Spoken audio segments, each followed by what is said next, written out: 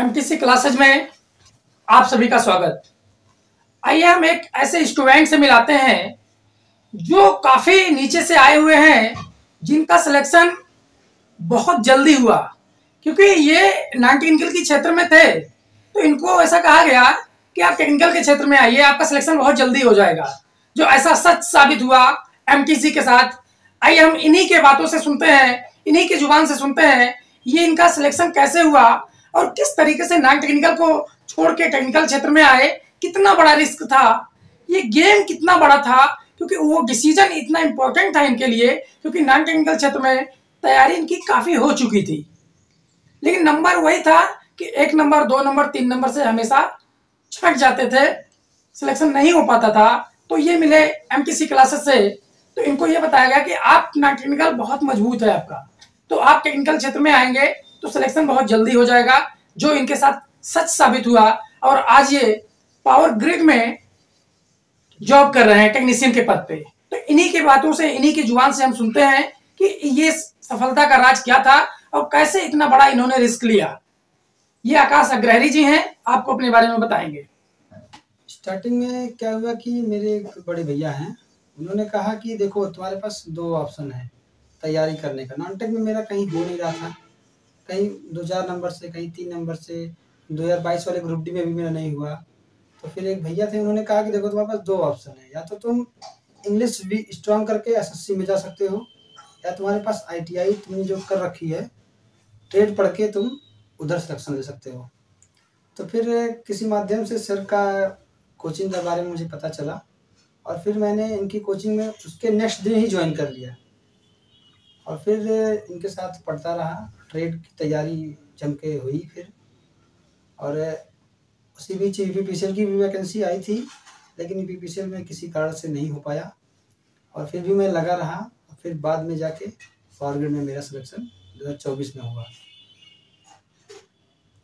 तो ये जो पावर ग्रिड में आपका सिलेक्शन हुआ, तो ये भी कहा जाता है कि जो वैकेंसियां आती है, जैसे पीएसयू कंपनियां हैं और ये पावर ग्रिड है जो कोर डिपार्टमेंट है आपका इलेक्ट्रिकल का, तो यहाँ सब जो वैकेंसी आती है वो बहुत कम आते हैं, क्योंकि बच्चे इस चीज से घबरा जाते हैं क्योंकि वैकेंसी इतनी कम है तो मेरा सिलेक्शन कैसे होगा। इसके बारे में आप कुछ खुल के बताइए कि आखिर आपने कैसे सोचा कि पावर ग्रिड में 20 वैकेंसी है, 30 वैकेंसी है और आपका सिलेक्शन हो गया।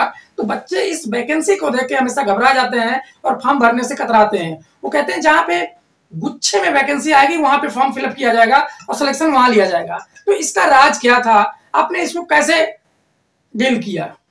देखिए क्या है कि आईटीआई ट्रेड की जो वैकेंसी है, पीएसयू में हो गई या फिर सरकार जैसे राजस्थान में हुआ, बिहार में हुआ, भी वैकेंसी है, राजस्थान में भी वैकेंसी आ चुकी है। तो क्या है कि वैकेंसी तो हम लोग की कम आती है, लेकिन फिर भी कम वैकेंसी पे नहीं देखना है। फॉर्म जो भी अगर आप तैयारी कर रहे हैं, फॉर्म को डालिए और उसकी प्रिपरेशन करिए। होना ना होना तो अलग की बात है, आप लगे रहिए। तो ये कह रहे हैं कि अगर आप प्रयास नहीं कर रहे हैं तो ये गलत बात है।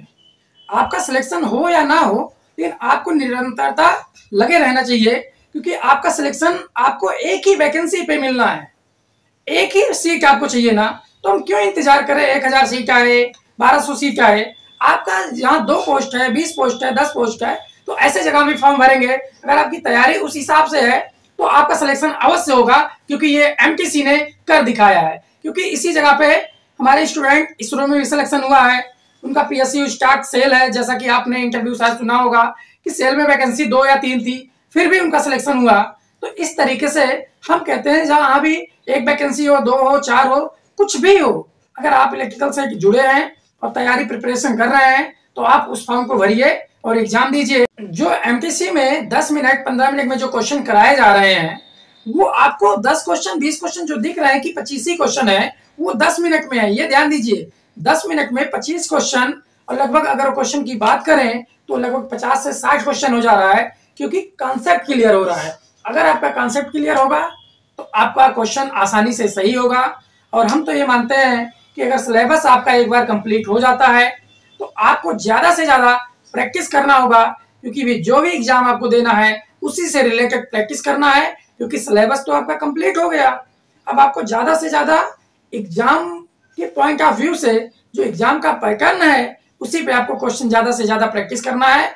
जो एमपीसी आपको लगातार 2 महीने से दे रहा है, क्योंकि बीआरपीसीएल, एमपीपीजीसीआईएल और आपका यूपीपीसीएल में हो सकता है कि उत्पादन में वैकेंसी आए, एनीवन, और पीएसयू स्टाफ में वैकेंसी आती रहती है, जो भी 5 वैकेंसी, 10 वैकेंसी, 50 वैकेंसी। तो आप फॉर्म भरना मत भूलें और एमपीसी के साथ जुड़े और अपना एक एक नंबर से सिलेक्शन लें। इसी के साथ अब आकाश को हम फाइनली बात करना चाहेंगे कि स्टूडेंट को क्या बोलना चाहेंगे जिससे इनको कुछ फायदा मिले। मेरा कहना यही है सभी स्टूडेंट से कि एग्जाम में जो भी आप लग रहे हैं उस पर कंटिन्यू लगे रहिए। कंटिन्यू लगे रहने के साथ पढ़ाई वही करिए जो क्वेश्चन रिलेवेंट एग्जाम में आए। ऐसा नहीं कि आप पुराने समय के क्वेश्चन पढ़ रहे हैं, यूथ पढ़ रहे हैं और आगे के क्वेश्चन का ट्रेंड आपको पता ही नहीं है और आप एग्जाम में बैठने के बाद चूक कर जाएंगे, पता चलेगा कि यार पढ़ा हुआ तो आया ही नहीं। तो इसलिए जो अभी एग्जाम का ट्रेंड है उस ट्रेंड के हिसाब से पढ़िए, सिलेक्शन आसानी से हो जाएगा। ठीक है, बहुत बहुत धन्यवाद आकाश जी, आपसे हमारी मुलाकात हुई क्योंकि आप अभी जॉब पीरियड में हैं। आपने इतना टाइम दिया, बहुत बहुत धन्यवाद।